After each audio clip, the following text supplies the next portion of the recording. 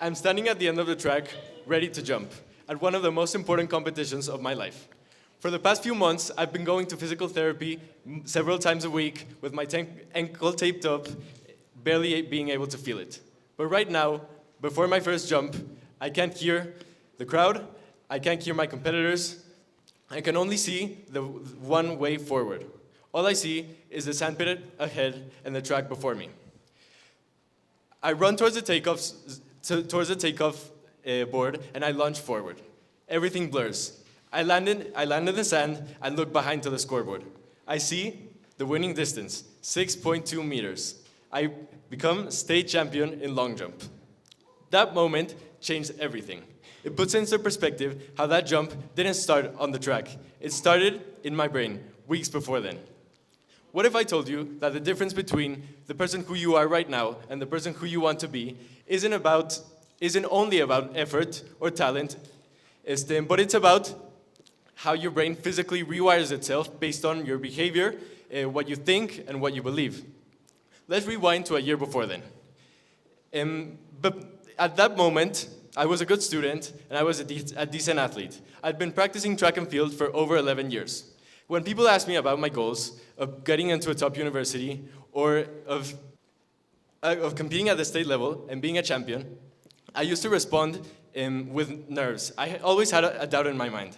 My mind asking me, do you really think you are capable? And my effort reflected this doubt. I worked hard, but not with the conviction of somebody who truly believed they had it in them to win. Then, I spent a semester abroad in New Zealand studying for school.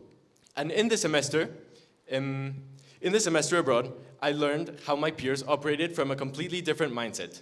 I saw them pursue their academic endeavors and their sports as if they had nothing to lose, as if they knew that they were going to win. And so they did. There's a discrepancy between the way that we perceive self-perception and your goals and empowerment and the way that they see it over there. And that was truly inspiring for me. According to cognitive neuroscience, we don't see the world as it is. Instead, we see it as we are. Our beliefs act as filters, determining the things that we notice, the way that we act, and ultimately, what we can achieve. And most of us walk around, for most of our lives, with invisible barriers in our brain. Invisible barriers or pathways inside our brain that limit our beliefs and what we think is possible for us. But the uncomfortable reality is that these invisible barriers are physically real. They exist as neurological pathways in our brains that limit our beliefs. But considering that your brain builds these neurological pathways, this means that we can also tear them down. And that's why I am here today. There's a network in your brainstem called the reticular activating system, or RAS. Your RAS serves as your brain's front door. It acts as a filter for what is important to your brain and what isn't. Why? Well, your brain receives over 11 million bits of sensory information every single second, and yet it can only process about 40 of them. So, your RAS decides what matters most and what can be scrapped. Furthermore, your RAS is trainable according to your mindset, allowing you to shape who you want to become. So, for example, if you believe that you are bad at math, your RAS will filter out opportunities for you to prove yourself wrong or to improve at math. Similarly, if you believe that you are weak, your body is incapable, and that you are injured, then your body will filter out evidence of your body's strength and capability. And on the contrary, if you believe that you're someone capable of extraordinary achievement, your RAS will prove you right. It will show you the opportunities and resources that were there all along to help you succeed. In the scientific community, it has been known for decades that belief has physical power.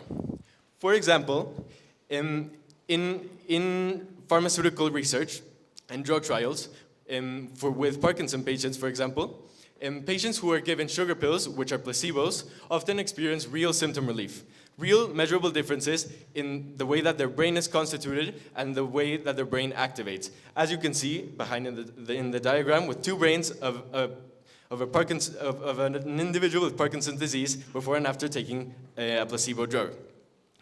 And this works because when you believe that you've taken medication, whether that is true or not, your brain and your biology act accordingly. Your brain will release neurotransmitters like endorphins and dopamine that will lead to that effect. For most of human history, however, scientists have believed that the brain remains fixed and unchangeable after childhood.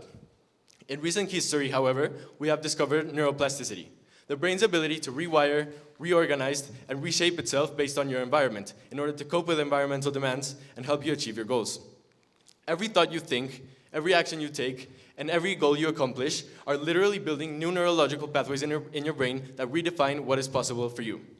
For example, taxi drivers in London have been proven to have larger hippocampus, the memory center for the brain, because they need to memorize thousands of routes and streets every day. Additionally, musicians, for example, also have more finely attuned motor cortexes than the regular person, because they need these abilities to succeed in their endeavors. So, this goes to show how the brain physically reshapes based on where we direct our attention and what we believe is possible for us. Now, here's how it can all come together for you. Your beliefs shape what your RAS filters for. Your beliefs dictate what you look out for and what you come to know to be true. Also, what you notice shapes your actions. Your beliefs will guide the way that you act, the things that you do, and ultimately, that will lead to actions that create real results, whether that looks like failure or like success. And ultimately, these results will create and reinforce your beliefs, further refueling refueling the cycle of these beliefs that determines your future, your abilities, and your ability to succeed.